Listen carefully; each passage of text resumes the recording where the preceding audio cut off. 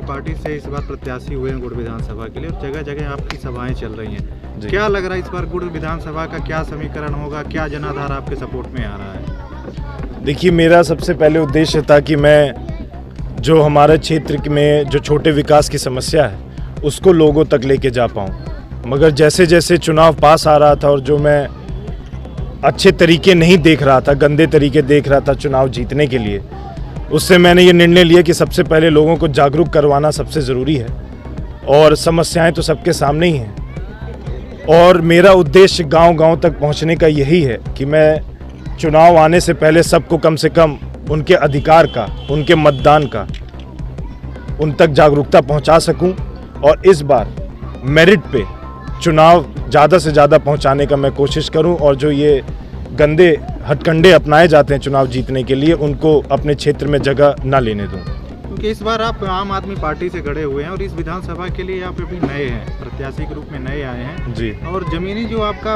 हकीकत है तो राजनीति से कोई संबंध नहीं था जी। क्या लगता है जनता आपके ऊपर भरोसा कर पाएगी इस बार?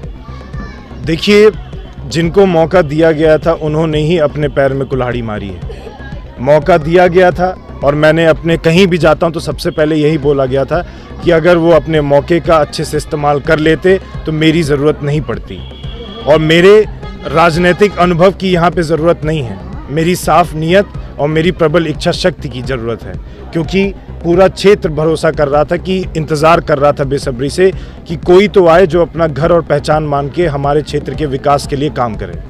केंद्र में भी भाजपा की सरकार रही है और राज्य में भी रही है, डबल इंजन की सरकार रही है जी। और आप अभी यहाँ पर आए हुए हैं, क्या लगता है यहाँ की विधानसभा के जो पूर्व मतलब वर्तमान अभी विधायक हैं वो नागिन सिंह जी हैं जी, तो जनता उनका समर्थन छोड़ के आपके साथ आएगी? देखिए, डबल इंजन हो ट्रिपल इंजन हो, अगर क्षेत्र की समस्या को दूर नहीं किया जाएगा तो आज जो लोगों की मांग है वो नए इंजन की मांग है, केजरीवाल इंजन की मांग है, क्योंकि जो उन्होंने दिल्ली में करके दिखाया है और वही चीज़ जब वो अपने आप को साबित कर चुके हैं और मैं क्षेत्र का हूँ, मेरी क्षेत्र की पैदाइश है, क्षेत्र के संस्कार हैं और मेरे माध्यम से और पार्टी की जो आम आदमी पार्टी की कार्यशैली है उसके मार्गदर्शन से केजरीवाल जी अपने विचारधारा लोगों तक पहुँचा रहे हैं और वो पर्याप्त मात्रा में पहुँच भी रही है। देखिए, है क्या कि भाजपा पार्टी ने अभी एक योजना लाई है इस बार वोट के लिए, 1250 रुपये बहनों को दे रही है और उसके काट के लिए कांग्रेस सरकार ने भी 1500 रुपये बिना किसी शर्त के अपनी सरकार बनने के बाद देने के लिए कहा है। आपके पास क्या ऐसी काट होगी?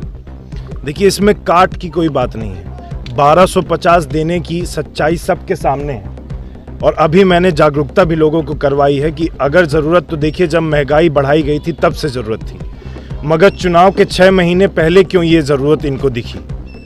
और रही बात केजरीवाल जी की गारंटी की, तो उसमें सिस्टमैटिक सब चीज़ें हैं। अगर 300 यूनिट बिजली फ्री दी जा रही हैं तो वो बिजली विभाग के भ्रष्टाचार खत्म करने के बाद का वो भरोसा है कि उस विभाग में इतनी क्षमता है कि 300 बिजली यूनिट फ्री दे। और इसी तरीके से जब अगर हम बोल रहे हैं कि हम रोजगार सभी को देंगे और जब तक नहीं दे पाते तो 3000 रुपये उनके लिए सहयोग राशि भी देंगे, तो ये होती है सिस्टमैटिक राजनीति और ना कि जो हमें आजकल लालछन लगाई जा रही है कि रबड़ी बांट रहे हैं, ऐसा बिल्कुल भी नहीं है। हमारा नाम दीप नारायण पाठक है। कौन सी विधानसभा है ये गुड़ विधानसभा है। विधानसभा चुनाव चल रहा है और सभी प्रत्याशी अपने अपने स्तर से चुनाव प्रचार कर रहे हैं जी। क्या लगता है इस बार क्या माहौल बन रहा है, यहाँ का क्या समीकरण होगा? माहौल इस बार ऐसा बन रहा है कि हमको युवा चाहिए, बुढ़ा नहीं चाहिए। युवा सिद्धार्थ भी हैं और युवा कबड्डत भी है, तो यहाँ माहौल यहाँ पलटी हो रहा है। अच्छा। भाई युवा साथी हमको चाहिए, सियाना आदमी लेकर के हम क्या करेंगे? आप किसको लेके आ रहे हैं इस बार? युवा साथी में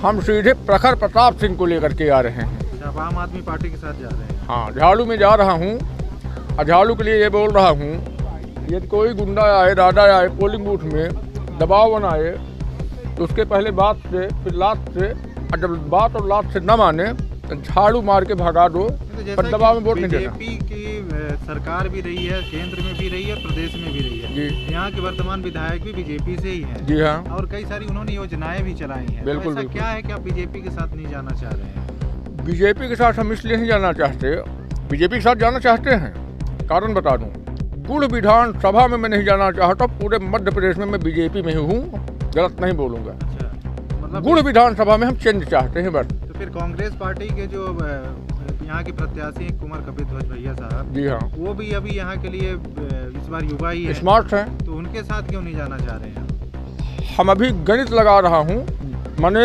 हारने के लिए वोट नहीं देना, जिसका गणित बन जाएगा उसी के साथ जाना है। हम सब युवा साथियों से यही कहता हूँ, अपील करता हूँ, गलत वोटिंग नहीं करना है। आम आदमी पार्टी इस बार यहाँ के लिए नई और आपके प्रत्याशी भी हाँ, नए हैं, नए नया हैं। चेहरा है, बिल्कुल तो बिल्कुल। आप कैसे भरोसा कर सकते हैं इनके ऊपर? भरोसा इसलिए कर सकते हैं कि इनकी बोली भाषा हम सब देखा हूँ, पढ़े लिखे इंसान हैं, किसी चीज़ की कमी नहीं है।